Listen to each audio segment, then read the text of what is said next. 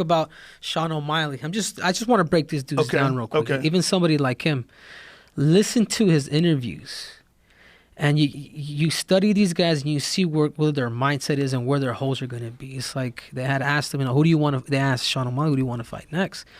And he's like, I just want to fight. I just want to fight the best strikers. Like he never mentioned about I'll take anybody out.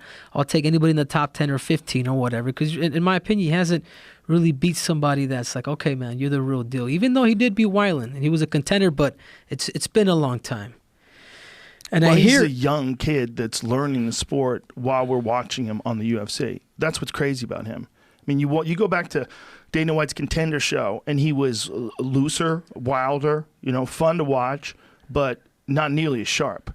Now he's on a completely different level. Knocking out Wineland like that, faking the uppercut, and then just following over the top with a straight right hand and catching him slipping. I mean, that was fantastic. But that's the point that I'm trying to get to is it's a striking game for him right now. Mm-hmm. You know what I'm saying? Yes. Like, dude, there is a whole nother aspect, and that's called wrestling and jiu-jitsu. And from what I've heard, he has developed pretty good jiu-jitsu, but there's that other art that I want to see when you really get tested and you're taking it to deep waters. Then I'll see your real colors. Then I'll be like, okay, man, you are ready to take on anybody in the top 5. I'm going to give you a good example of that. Yair Rodriguez, when he fought Frankie Edgar.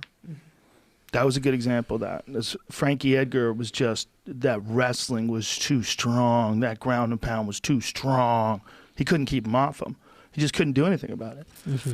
And that was a great example of that because Yair was this super flashy kicker. I mean, Yair, to me, has some of the best kicks I've ever seen inside the octagon. Wild, flashy shit. Remember when he threw against BJ, he hit him with a 360 roundhouse kick to the face? Do you remember that? Yeah. Bro, that's crazy shit to pull off in a fight. Yeah. 360 roundhouse kicked him in the face.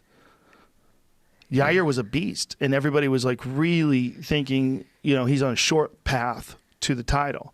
But the big hole was that wrestling. It was exposed by how elite Frankie is and how nasty Frankie's ground and pound is.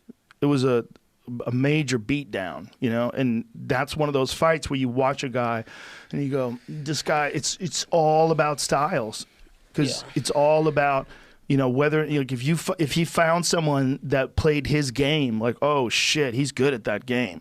But what Frankie did is just completely impose his game, just drag him down and beat him up. And then we don't know what would happen with O'Malley when it comes to that, but I know who he is as a person, and he's working. He's working on everything. That kid he's focused as fuck. He keeps getting better and better and better, like in a trippy way. Like when you saw him come back after 2 years off, 2 years dealing with a bunch of bullshit. I forget what he was suspended for.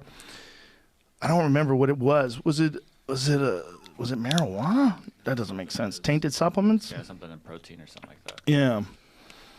Anyway, I'm interested. I'm interested. And it's making the bantamweight division with guys like that. It's making it exciting, man. Oh, it's so exciting. First of all, we didn't even talk. Well, you got Piotr Jan versus Jose Aldo for your title. Does it still feel like yours?